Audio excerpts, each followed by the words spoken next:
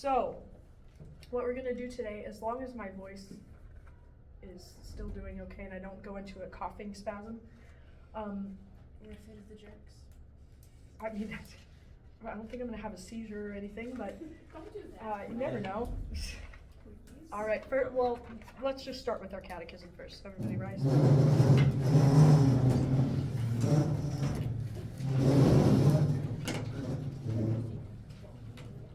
And Matthew, will you please lead us in our catechism today? Alright. It was the best Of times, it was the worst of times. It was the age of wisdom, it was the age of foolishness. It was the epoch of belief, it was the epoch of incredulity. It was the season of light, it was the season of darkness. It was the spring of hope, it was the winter of despair. We had everything before us, we had nothing before us. We were all going direct to heaven, we were all going direct the other way. In short, the period was so far like the present period that some of its noisiest authorities insisted on its being received for good or for evil in the superlative degree of comparison only. There were a king with a large jaw and a queen with a plain face on the throne of England. There were a king with a large jaw and a queen with a fair face on the throne of France. In both countries it was clearer than crystal to the lords of the state, preservers of loaves and fishes, that things in general were settled forever. It was the year of our Lord 1775. All right, thank you guys.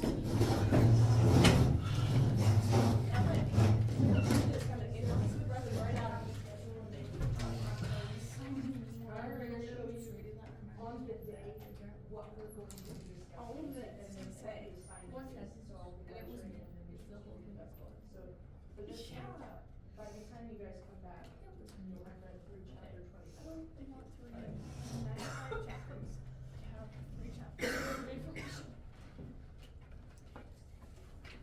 All right, so you guys should have read chapters 6 through 10 in book 2, book the second.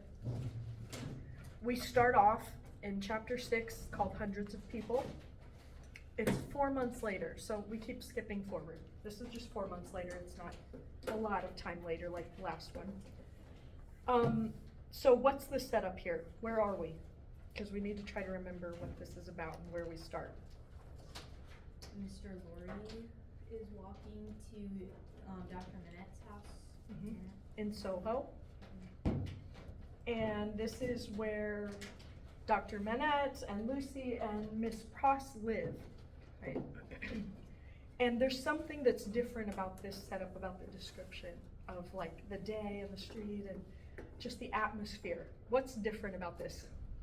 It's kinda happy. It's actually, yeah, it's sunny. It's never been described as that, right? We've seen the sun come up every now and then, but still dreary and cold and disgusting and miserable and smelly.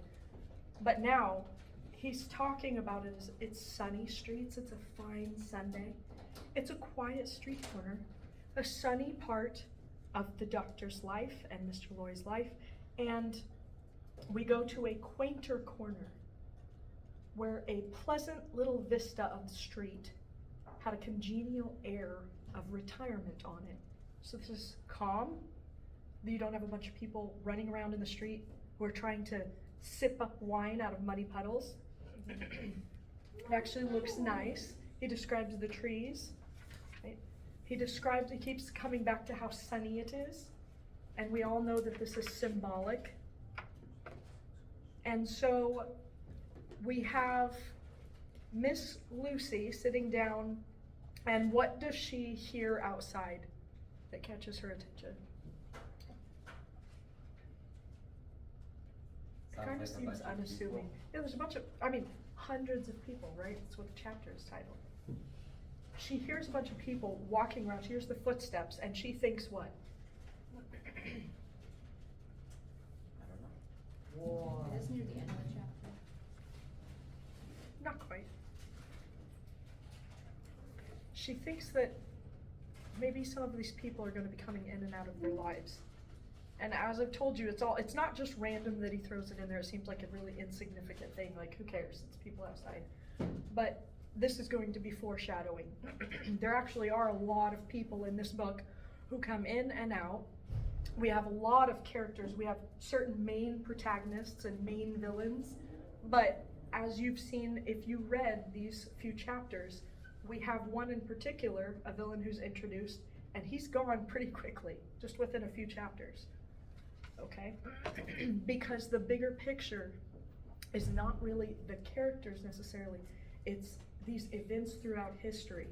Dickens is wanting you to empathize with the different sets of people that come in and out of this story, all right? Not everybody is 100% well, maybe, actually, we'll get into that. One of the villains is kind of 100% reprehensible, isn't he?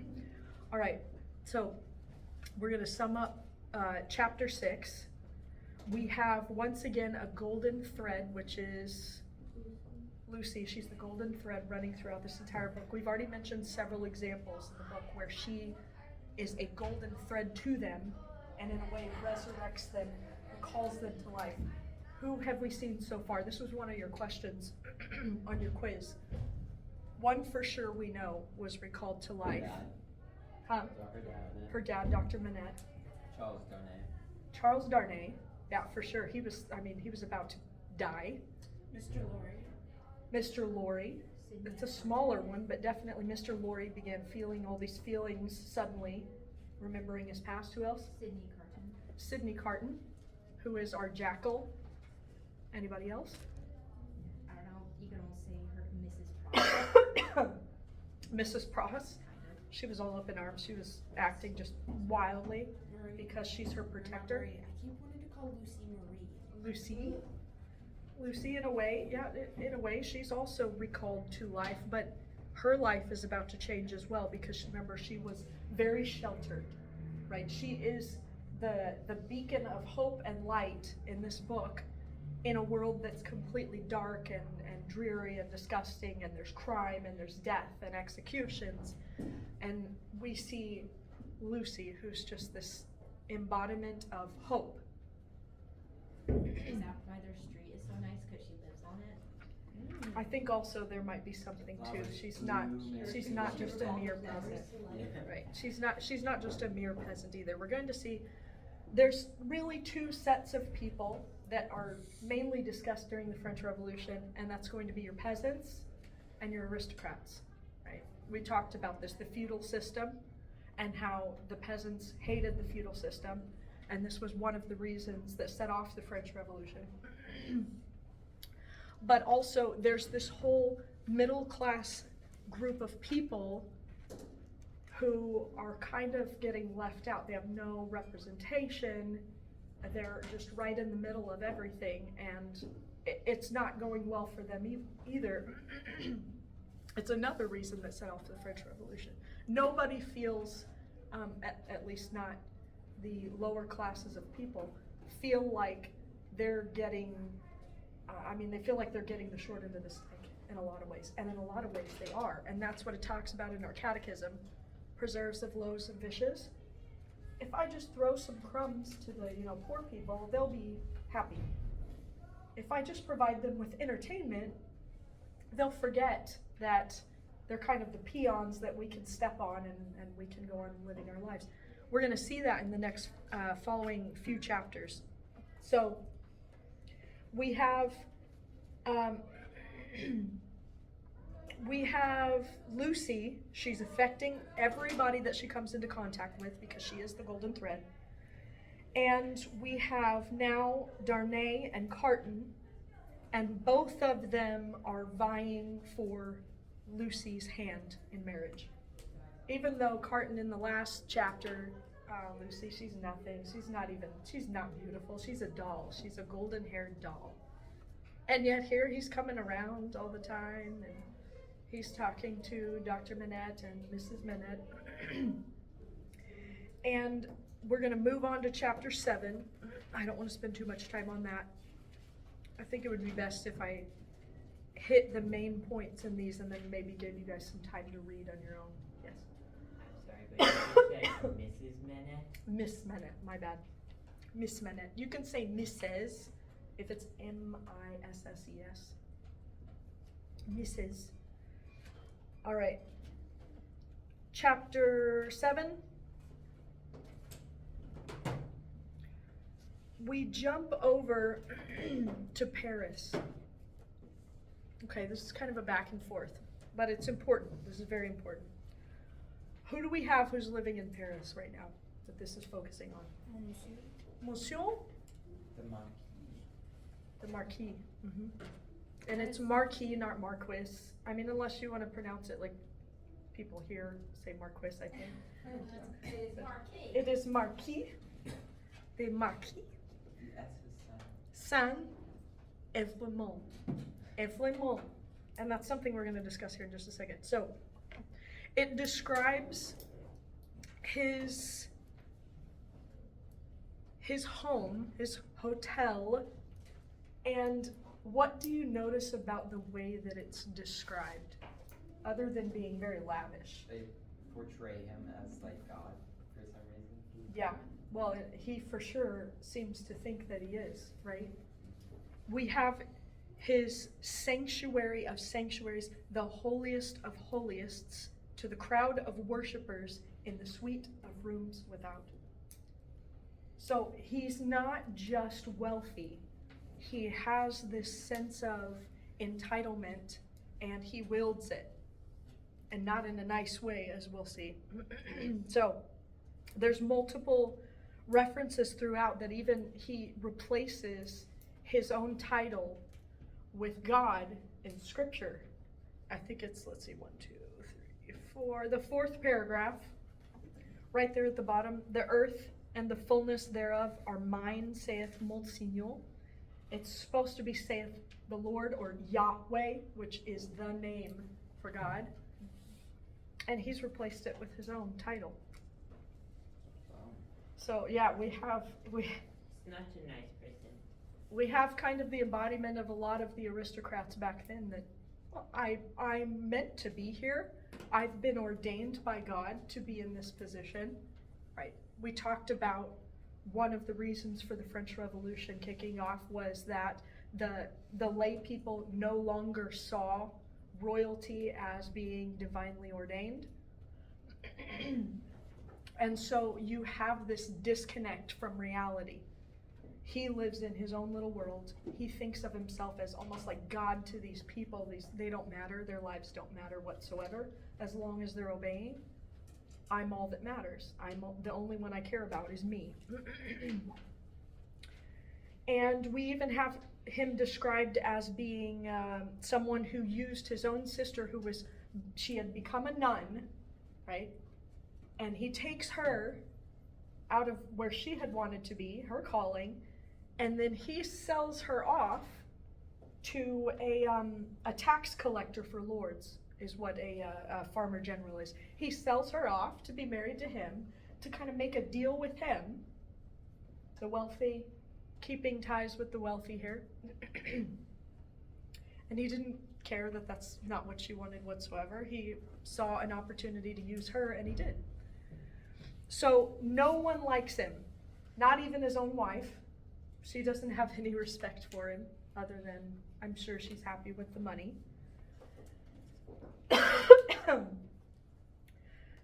And one thing that I noticed was, let's see how many paragraphs this is.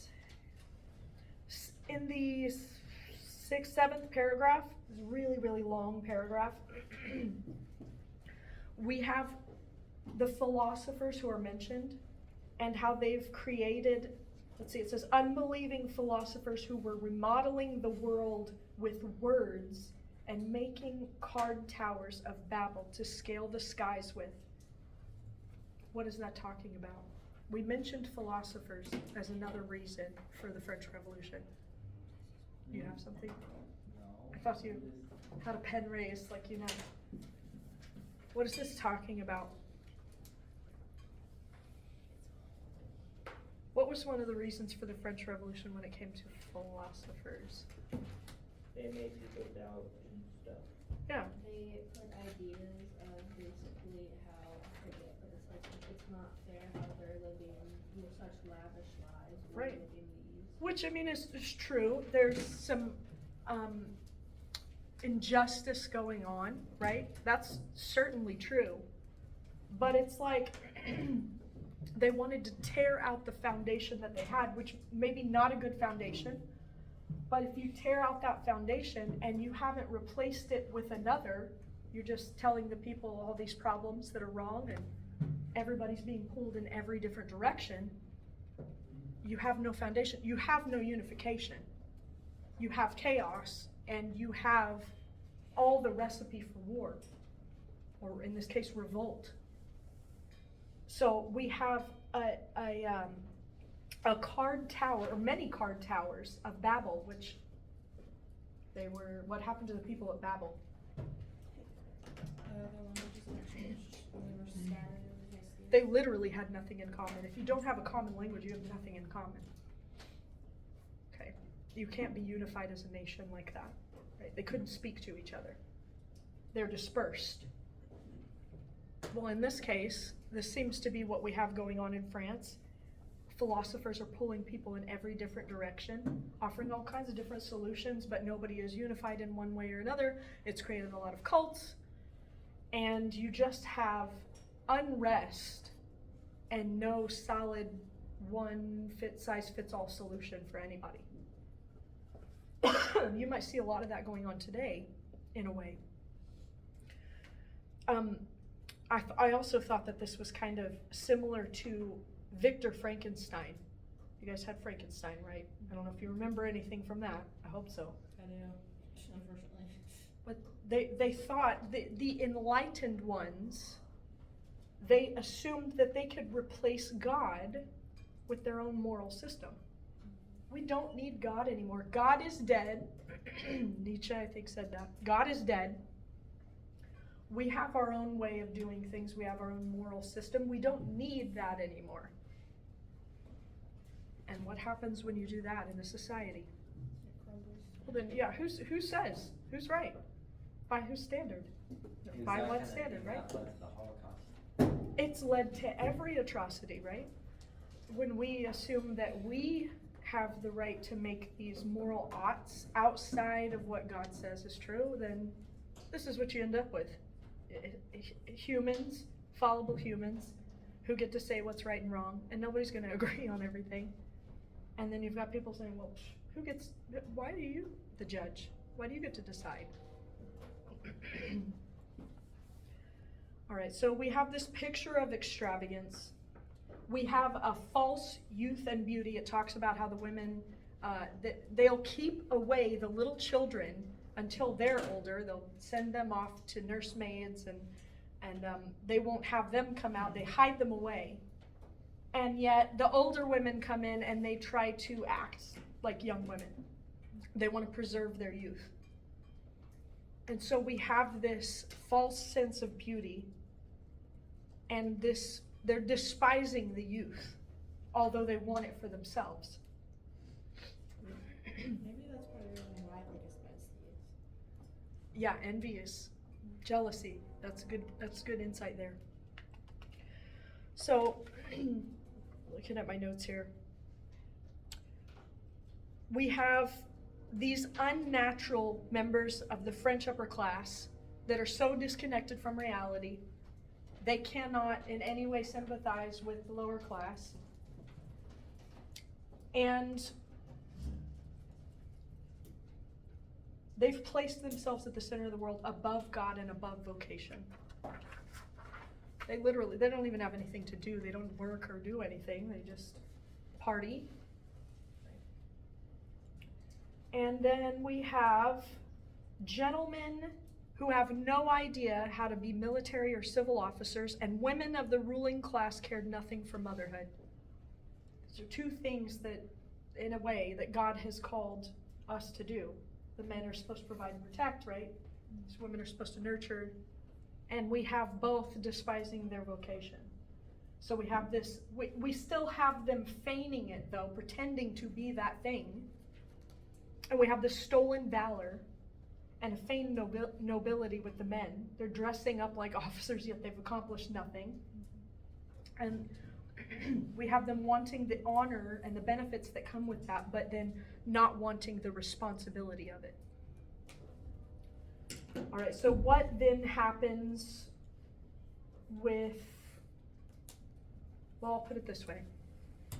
We've got this whole description, the whole chapter is describing not only the Marquis, but it's also describing where he lives, and it's describing that class of people as well and how out of touch they've become with reality. So we've talked about dichotomies, right? We have two dichotomies once again. We've got the oppressed peasants, and then we have the oppressive aristocracy. But Dickens doesn't just pit one against the other and not leave anything in common. He often humanizes his villains as well. So there's two parallels. Parallels are different from dichotomies. I think some of you kind of confused them as being the same thing. They're not dichotomies, it's like opposites. Okay? We're contrasting when it's dichotomies, but when it's parallels, it's the same. They run along the same lines. So we have some parallels in this as well, in that both classes are entirely corrupt and criminal. Okay, you have the aristocracy who are committing all of these crimes as well, just not getting executed as much for it.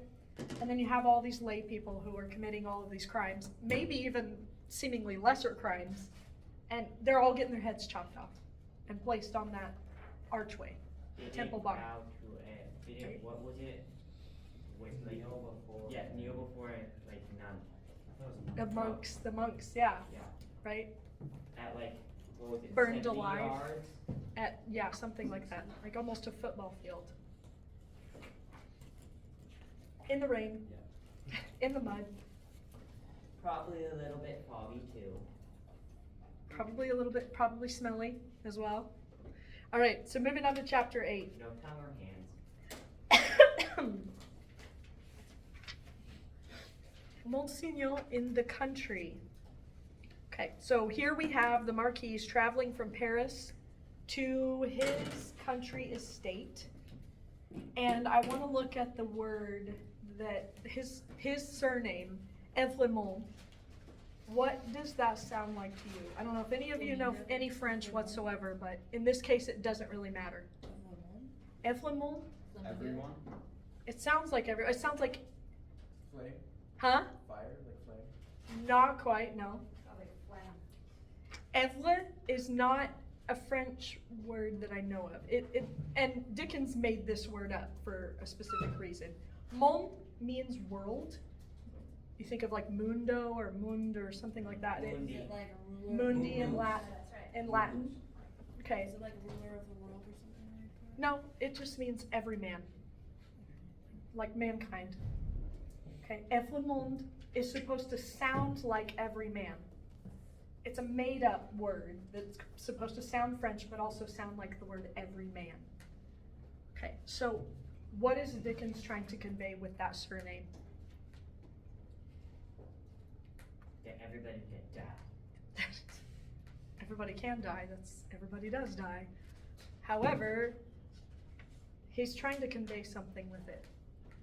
We'll see this more and more as things are revealed. So we'll just leave that there, but that's a question that you should consider as we read through the book. Who is named Evlemont, and what does that mean as far as who they are? Is this gonna be on the second quiz? Maybe, but probably not just a simple question like that, because it's hard to come up with 3 to 5 sentences on just what is Evermond. It probably symbolizes something, and I'll probably put it maybe in some way, shape, or form, but I don't know about that exactly. We'll just see it though. This is going to be a recurring theme as well. All right, so the Marquis travels from Paris to the Evlemont country estate. He rides through a landscape of sparse and withered crops. So once again, we see this going back to, in a way, reality, going back into poverty, into despair. Right. When his carriage stops in a village near his home, the Marquis questions a road mender who claims he saw what? A person hanging by a chain. Where? On the back of his carriage. Somebody's hitching a ride. Right? This spells out doom. This is foreshadowing as well. This spells out doom for the Marquis. But the man isn't there anymore. He's not there. However, he continues thinking about that. He's almost haunted by it, just like how Mr. Laurie was haunted by the message and the buried alive, 18 years recalled to life, right? There's this, why does he continuously think about this on his way there?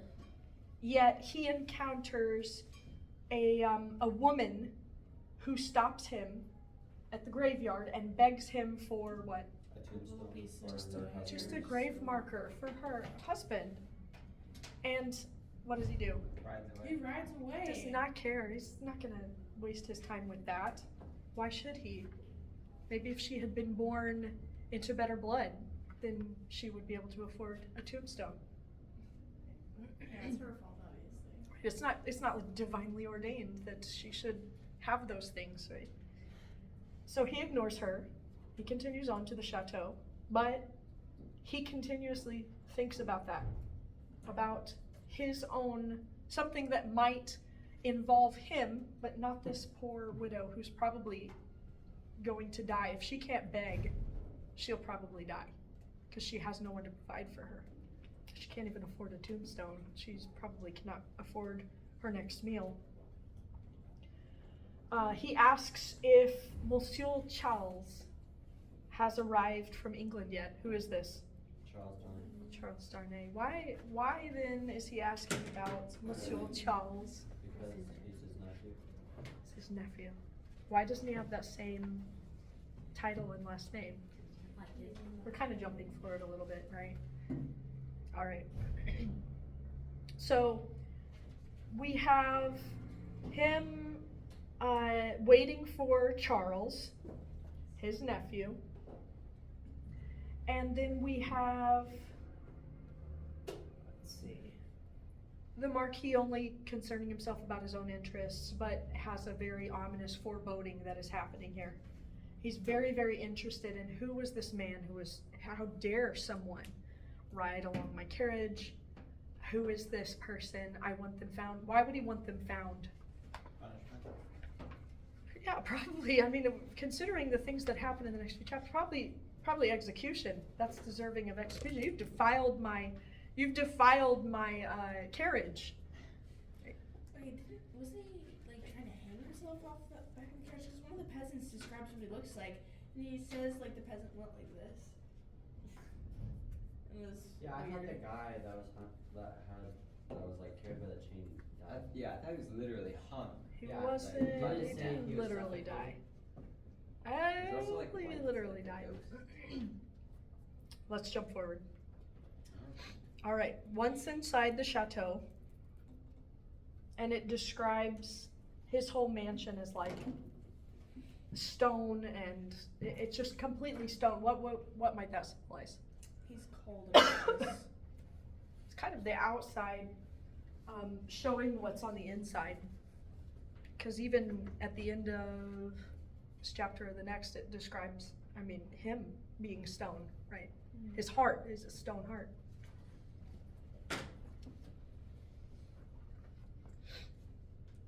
All right, so Charles Darnay arrives.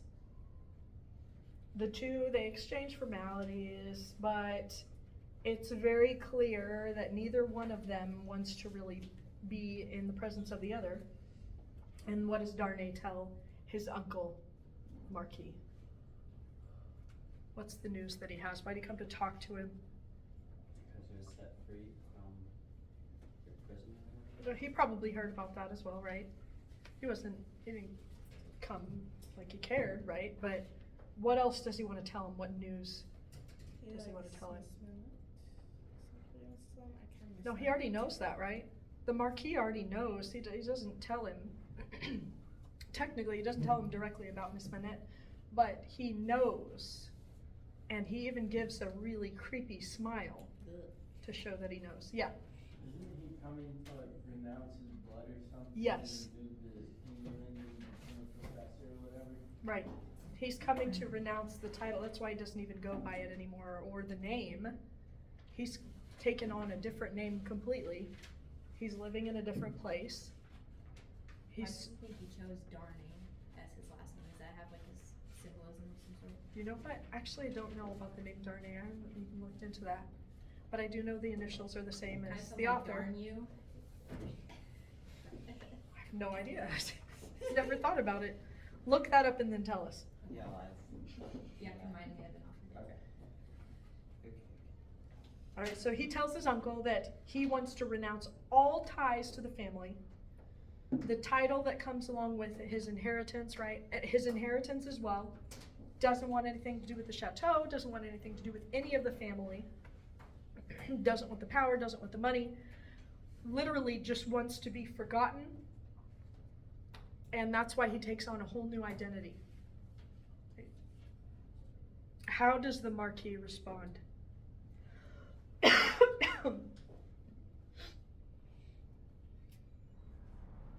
kind of calm but mad. He's probably seething. He's probably coping and seething on the inside. But cope and seethe, yeah. He's probably traveling from Copenhagen to Seethenhagen. That was supposed to be funny. Come on, guys. Like, Sorry, I'm drawing and tongue in some hands. okay. I mean, that's probably symbolic as well. So they both dislike each other. Neither one of them likes each other. They're complete opposites, right? And Charles Dickens is trying to portray them as being complete opposites. They really have nothing in common other than their blood, right? And even the name Evlymel troubles Darnay. He does not want to be associated with it, which is why he changed his name. But before they part for the evening, Dr. Manette and Lucy come up in conversation, and the Marquis smiles. He knows who they are, and he knows that Darnay has been kind of hanging around there, and he knows Darnay's plans, and he's thinking that that's mostly why he doesn't want to have anything to do with him or the name or anything like that. And there's a connection here, and this is also foreshadowing. I know if you've read the book before, or you know the story, or you've read far enough ahead, you'll understand what this connection here is. But there's an ominous foreboding and foreshadowing with the Marquis smiling in such a way and knowing who this doctor is and a certain daughter of the doctor. Did he put the doctor in jail? Dun dun dun. I don't know. What do we know so I don't far? know either. It doesn't say that I in don't the know, book. but It doesn't say what I could find. Was the doctor put in that one tower that they found with Dig? Good question. So that's why was Dig written on So there? because there were ashes of like papers and like leather bag or something. And they did dig, and they found Ashes of papers. right. All right. So before, hang on a second. Don't jump too far ahead. Before morning, essentially, what happens? They part ways. What happens then? He dies He dies. How does he die, though? with a sword, with a note. Someone A knife stabbed With a him. knife. Yeah. Wait, with Charles Darnay or? No. It's not a. It's a smaller knife. No, not Darnay. I'm says- sorry. No, Monsieur. Did Jacques actually kill him? It says, drive him fast to his tomb. This from Jacques. This from. This is from. So, what do we know about Jacques so far? There was like 4 of them in one of the chapters. It's very mysterious. There's a lot of Jacques out there. We're going to find out more about what that means and what that name is associated with. I don't want to give away too In much. chapter 11 and 18. It will be pretty soon. Through It will be something that we'll learn more about. And if you've studied the French Revolution, you might know a little bit about that Oh, Was already. it a group of people? The Jacques? The Jacques. The Jacques. It was like the tenors, like the 4 tenors. They were a group that traveled around singing. Remember that They sports. travel around killing aristocrats. singing French tunes like Fleur Jacques Fleur. There you go. All right, so we get some people's justice, right? We get some people's justice. Yay.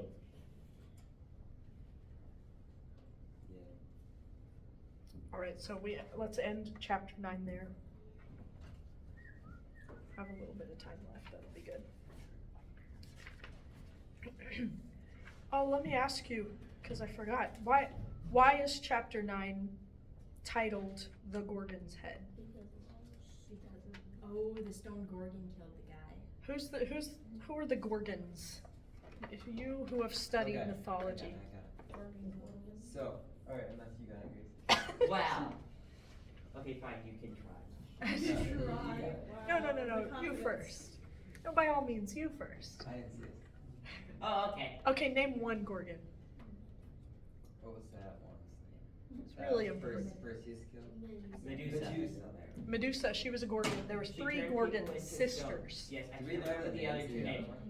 other One of them starts with a T and the other one, there's 2 M ones and then 1 T. Stheno, Yes. Stheno, and Methuselah? Uriel. Methuselah. Why am I You're thinking out. of a T? Oh, I know why. Okay, so so only Medusa could turn people into stone. But Medusa was turned into a Gorgon because something Poseidon did. I can't remember. Cursed her. He cursed her. No, No. Athena cursed Right. her. Poseidon raped her, so. No, I Athena- thought that it was. Is it Athena okay? cursed her because she's like, wow, you did this with Poseidon when she didn't. She was jealous. No, because Poseidon and Medusa were in Athena's temple, and Athena didn't want them in her temple. And so then- Medusa was very beautiful. Yes, to because she was just so pretty. So Athena turned her into an This ugly, happened a hideous lot. beast that turns people into stone. Yeah. And also, she was pregnant. She's the mother of. Can you She's name? she's the mother of the what's the guy's name? I can't remember, but he's a golden. She's the mother of the warrior. Titans, right? No. Titans. Yeah, what were they This called? is long after the No, Titans. like Oh, the Echidna. Titans. She's the mother of Echidna. She's the No. mother of Tychicus. No, Echidna's the mother. No, I don't think so. I think it's the other way around. I think it's the other Medusa's way the around. mother of Pegasus and the golden warrior that can kill everybody. No. Now we're all confused. I don't know. Sitting up here knowing like 0 about Greek mythology and I'm just like, what's There- happening? okay. Everybody else was involved with everybody else and cursing everybody else, So and then. the Gorgon, only Medusa could turn people into stone. Right. But the other 2 Gorgons. And were what also happened good. to Medusa? Perseus sliced her head off, Yes, Turn it and then Pegasus and the put golden it in a warrior. bag, and then turned a different thing to stone, and then married the lady that was a sea monster to stone. Cetus, right? What? Cetus? The sea sea monster, monster's a Cetus? lady, not her. I don't know the sea monster. Yeah, that's name. a very creative name for a sea monster. I And get then- Roman and Greek mixed up. I get them swapped all the time. And then the other 2 weren't as ugly as her. But if you looked at them, and if you looked at them for long enough, though, you would get petrified. How long is long enough? Stand up for an hour. No, not an hour, like for a minute. I wouldn't test it. That's Yeah. like a All right. minute, not long enough. So why is it called that? The Gorgon's Head. The chapter. Because they cut off Perseus' head. 'Cause Wait, no, not everything- Perseus' head, Medusa's head. Everything was stone. Not just the whole physical building and the patios and the flowers were in stone vase. Everything was stone, and it was symbolizing literally the people. Right? Symbolic. The people Chapter are 10, ugly, apparently. last chapter. 2 promises. Okay. This is 1 year later. Fast forward again. 1 year later. I Again. promise you that he's dead. Who's dead? The person that got stabbed with the knife. Yeah, he's dead. Yay! He's dead. Does he get revived though? Is he recalled to actual life? He might be the only one who's not recalled to life in the Yes. story. He respawns. He respawns as a new player. He respawns as a spider. So this is a year after the assassination of the Marquis. Yes! We've got Darnay. He's made a life for himself. He's successfully, created his own life, distanced himself from his former name and his family and his title and everything. And what does he do now? He is like French language. He talks to tutor, yeah. Mr. Dr. Manette and tries to woo the child. Well, he will. That's, yeah. He will try to- So he's a tutor, French language and literature. He woos the father. That's good advice. You might need to woo the father before you want to woo the daughter, right? Kind of weird, It's but good to yeah. have the dad on your side, right? It's not good to have the dad against you. I'll just tell you that little piece of advice. Make friends with the dad, okay? All right, so he's in love with Lucy, of course, we knew that. And he decides to speak to Dr. Manette.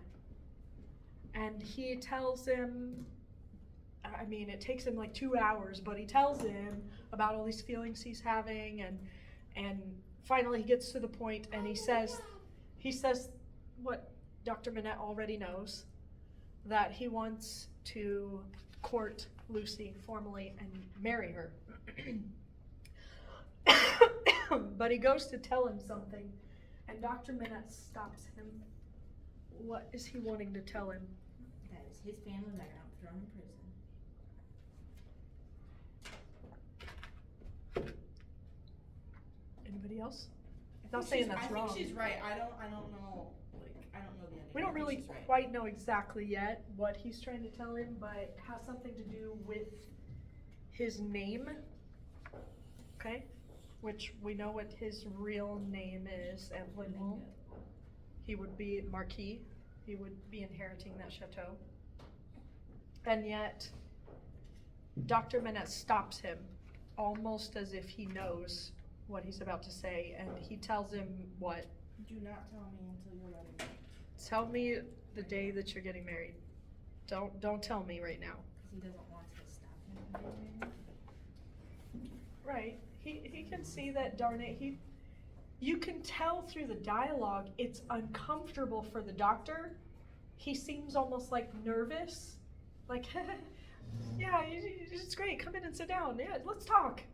I'm not about that maybe, but let's talk, right? Maybe it's because he doesn't, then when he gets married, he won't want to kill him as much. He won't want to kill his son-in-law as much as Okay, he wants to maybe kill let's his find grandson. out. We're gonna find out. All right, so he doesn't tell him, right? He agrees, okay, I promise not to tell until the day that Lucy and I are married, if that's the way that it goes, if Lucy agrees to this, right? And yet, we have this discomfort, at least, there's discomfort between the two because Darnay has something he wants to get off of his chest. He has something that's weighing heavy on his conscience. And yet Dr. Manette also doesn't want to hear it, so there's this mutual discomfort there. And yet there's also a mutual respect. Darnay talks about how he loves him, he knows that Lucy loves him, and he would take care of both Lucy and Dr. Manette.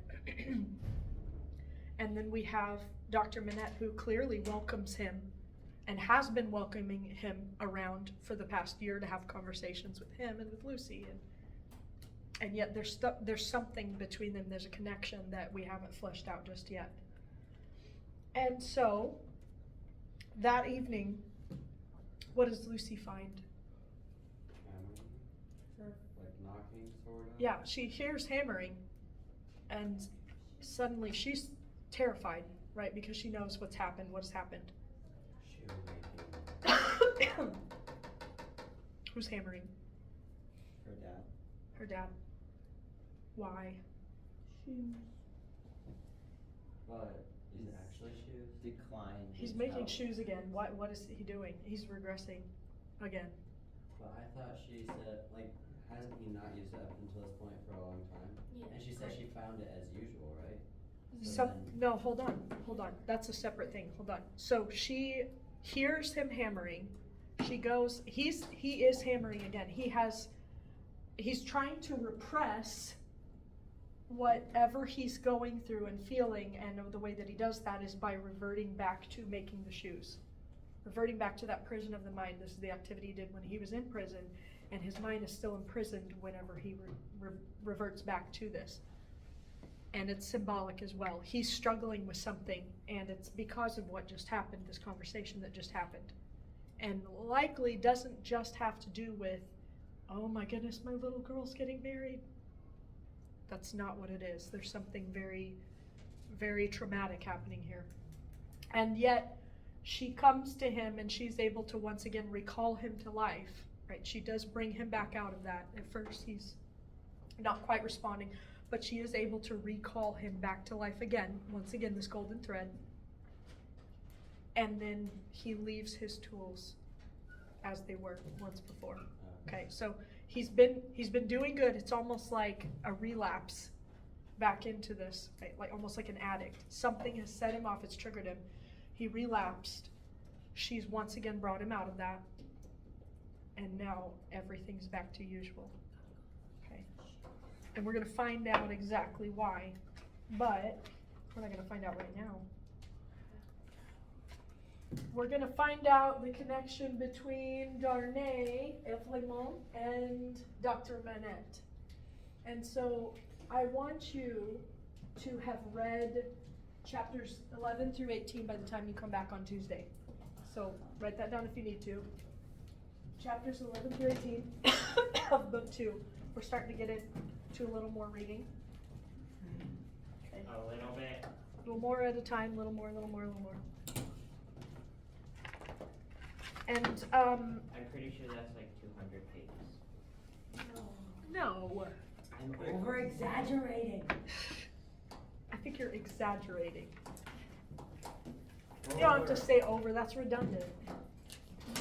And Exaggerating. unnecessary.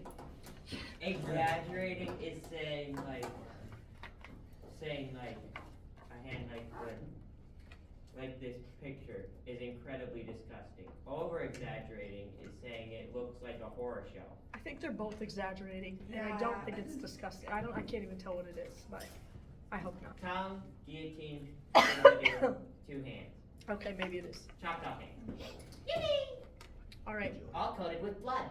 Remember, you have your quizzes, right? You have your quizzes back.